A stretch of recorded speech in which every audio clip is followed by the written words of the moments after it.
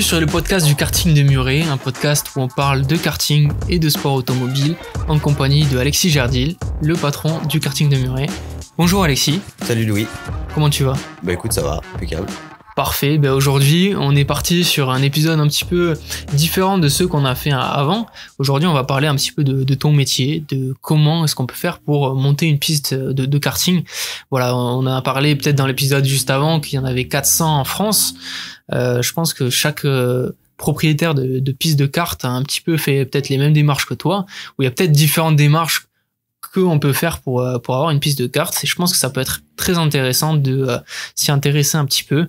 Donc déjà... Je connais pas toutes les méthodes, mais... Oui, tu connais peut-être pas toutes les méthodes, mais tu vas peut-être nous dire comment est-ce que toi t'as fait. Et je pense que tu peux nous en parler d'une très belle façon. Et tout d'abord, je pense que un des premiers éléments importants pour une piste de kart, c'est l'emplacement peut-être. Oui, bah en fait j'ai envie de te dire, avant ça... Ouais. Je pense qu'il faut pas improviser. C'est-à-dire que tu rentres t'achètes une société ou tu montes une société. Il y a certaines choses qu'il faut que t'apprennes, parce que même si bien évidemment tu vas apprendre aussi sur le tas. Je pense que avant de chercher l'emplacement, est-ce que tu connais le milieu Effectivement, j'aurais peut-être dû commencer par là. Voilà, il faut connaître un petit peu le milieu du karting. Je pense que ça c'est la base. Il faut pouvoir convaincre des banques notamment pour faire un emprunt bancaire. Donc il faut monter un dossier. Hein, c'est comme tout. Et puis il faut aussi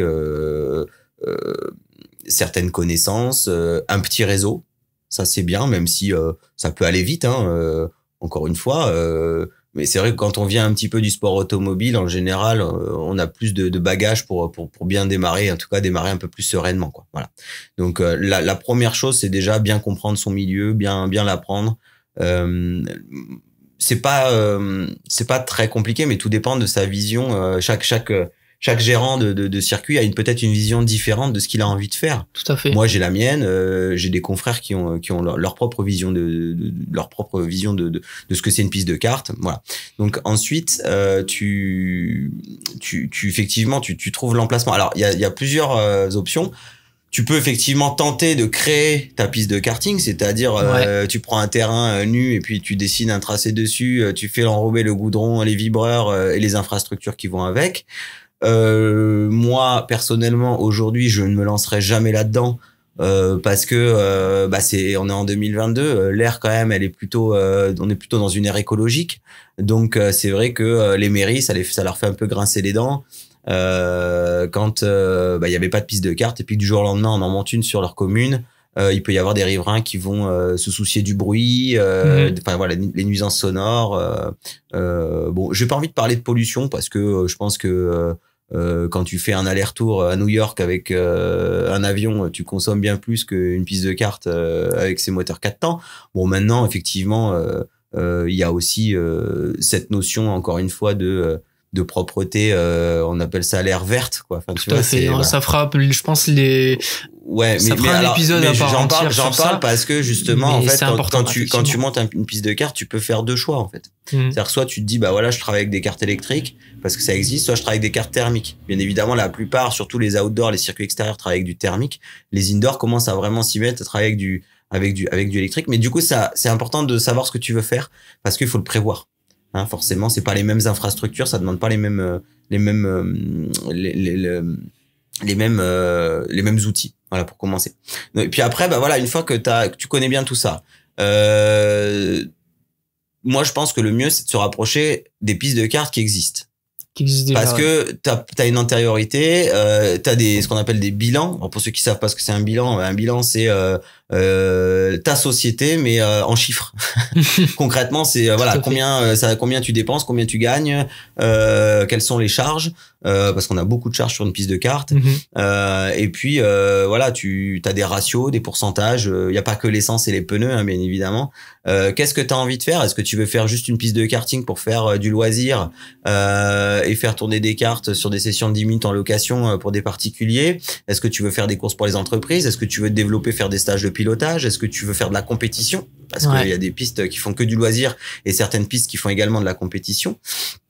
Donc tout ça ça rentre dans ta réflexion personnelle de projet que tu as envie de monter. C'est faisable ça justement de faire une piste de kart où je peux rouler en 2 temps et également en 4 temps. Oui, il y en a plein. Et c'est une piste hybride, on peut dire ça. Exactement. En fait, Ouais. ils font, voilà, tout à fait. Tu peux tout à fait acheter une piste de kart et puis elle fait à la fois de la compétition et à la fois du loisir. Le mieux, c'est quand même d'avoir 2 circuits différents. C'est ce que nous, on a à Muret. On a vraiment cette chance-là. Ça veut dire qu'on a des gens qui peuvent rouler en loisir et en même temps, on peut avoir des gens qui roulent avec leur propre carte en compétition. Ça, c'est vrai que c'est un luxe, c'est magnifique, c'est génial. Ça demande un autre travail puisque ça va te demander aussi de monter une association sportive pour gérer l'espace licencié, c'est-à-dire quand tu as ton propre carte, eh ben tu dois prendre une licence et tu dois t'affilier à un club. Donc tout ça, quand les pistes de cartes en général proposent la compétition, elles ont aussi une association qui s'occupe de ça.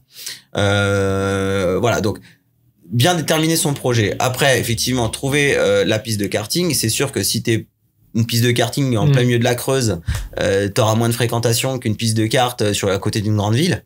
Ça c'est évident. Donc j'ai envie de te dire, en fonction de ce que tu choisis, tu feras pas forcément le même métier. Bien évidemment, tu feras rouler des cartes, mais ce sera pas tout à fait pareil.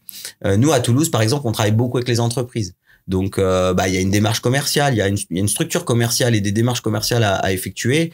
Et ça rentrait dans le cadre de mon projet avant même de me lancer. Je savais à peu près ce que je voulais faire et je savais qu'il y avait de l'argent.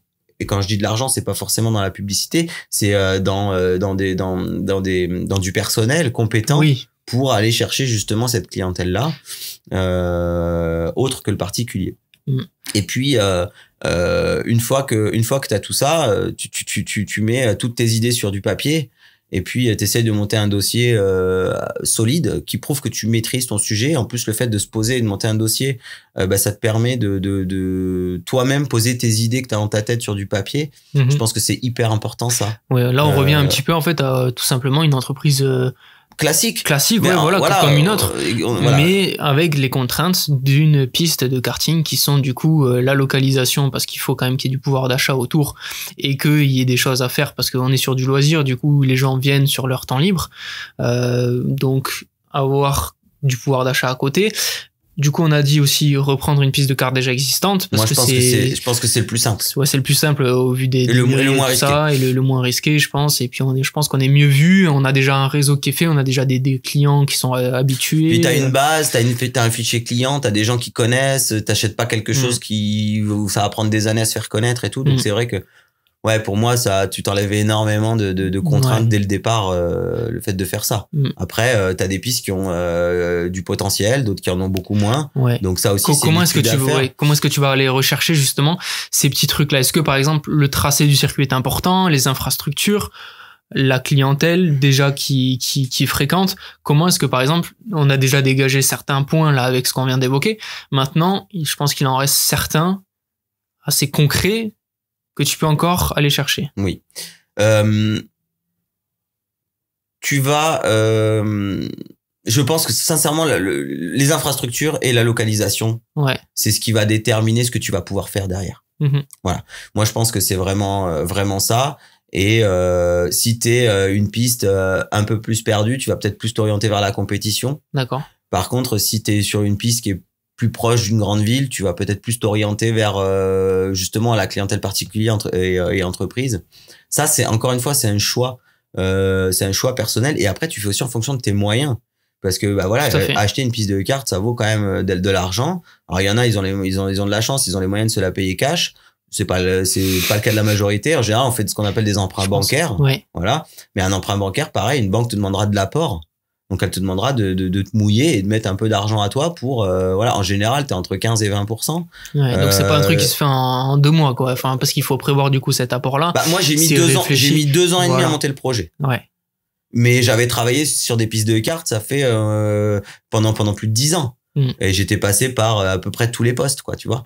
Donc, c'est sûr que moi, c'était un peu une évidence de racheter une piste de cartes. Il y en a qui vont se lancer beaucoup plus rapidement et qui vont fonctionner, qui vont y arriver aussi. Encore une fois, ce sont des choix personnels. Après, tu auras toujours besoin de toute façon de t'entourer.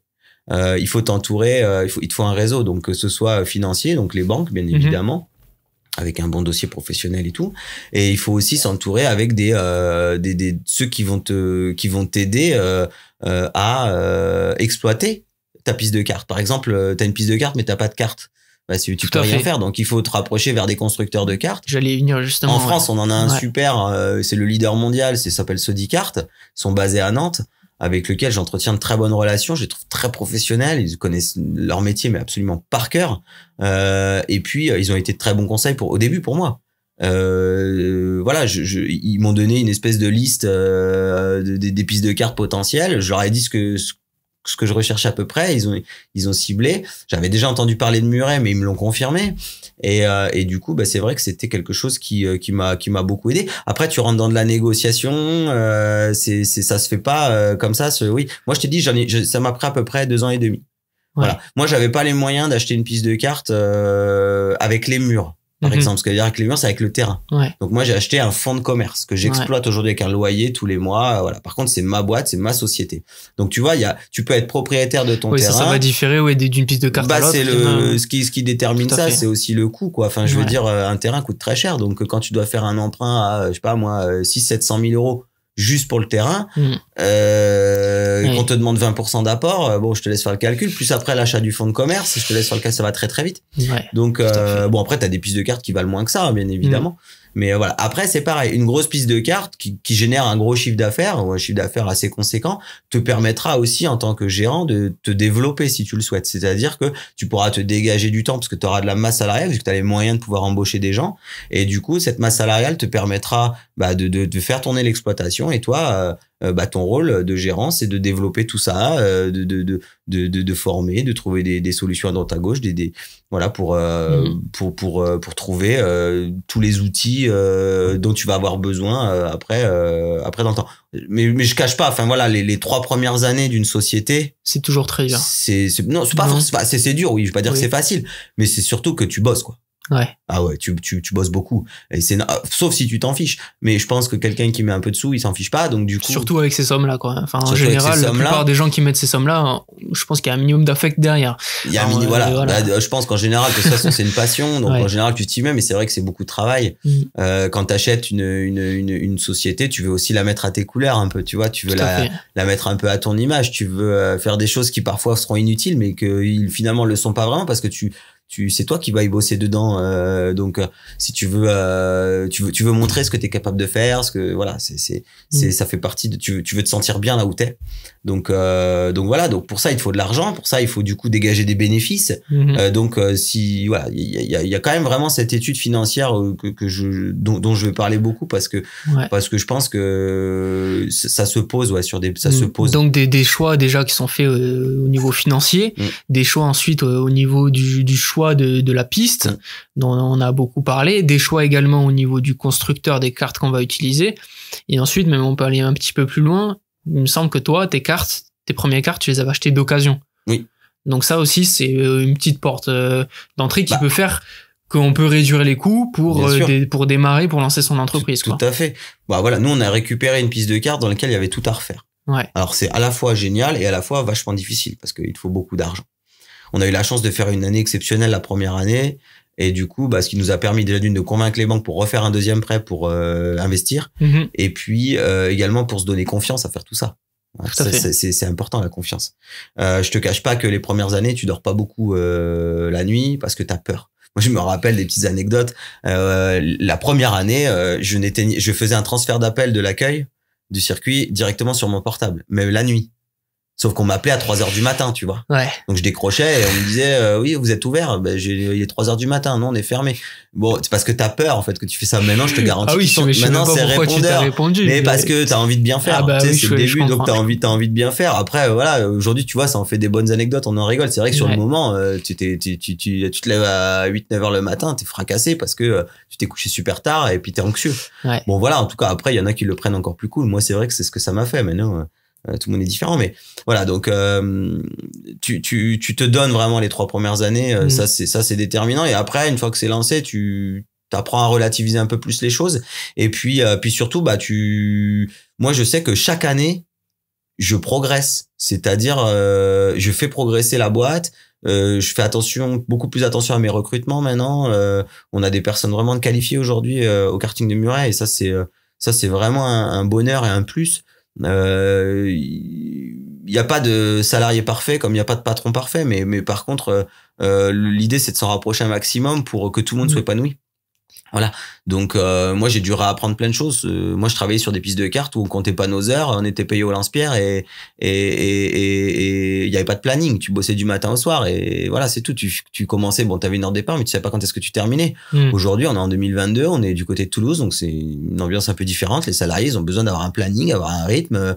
Il faut que les heures supplémentaires soient rémunérées, ça fait partie du jeu, c'est comme ça, c'est normal. Et puis ils ont besoin aussi, il faut penser à leur vie. Parce que tu travailles le week-end, travailles le soir, mais quand t'as 25 ans, t'as aussi envie de sortir. Donc il faut penser au bien-être aussi du personnel. En tout cas, au départ, moi, j'étais pas trop là-dedans, j'avais pas trop conscience de ça. Puis tu vois, à un moment donné, la réalité, elle te le met dans la tronche. Et puis tu finis par d'abord, il te faut un temps d'adaptation, un temps d'acceptation, et après, ça roule tout seul. Donc aujourd'hui, j'ai la chance de pouvoir m'entourer de 3 responsables. Donc j'ai un responsable d'exploitation qui va me gérer, Nico, qui va me gérer toute la partie vraiment, voilà, clientèle, exploitation. Quand les clients sont là, qu'il y a une prestation, il faut qu'elle soit bien faite. C'est lui qui se fait taper sur les doigts si ça se passe pas bien. À la fois, c'est aussi lui qui va en récolter un peu les lauriers si tout se passe bien. J'ai aussi une responsable commerciale, Prissy, qui elle, bah du coup, c'est du boulot. On croit toujours que c'est vraiment un métier, quoi. Ah bah oui, on a une grosse base de données ici en plus. Ouais, on a une grosse base de données. Bon, une grosse base de clients. Voilà, donc du coup, tu as besoin de structurer un petit peu tout ça. Donc moi, mon rôle, c'est aussi de les aider à trouver leur méthode de travail. Et puis après, on a José, responsable d'atelier, qui, bien évidemment, tu as des cartes, c'est la mécanique, donc il faut les entretenir, il faut faire en sorte que les cartes soient à peu près tous pareils. Quand tu organises des courses, c'est quand même mieux.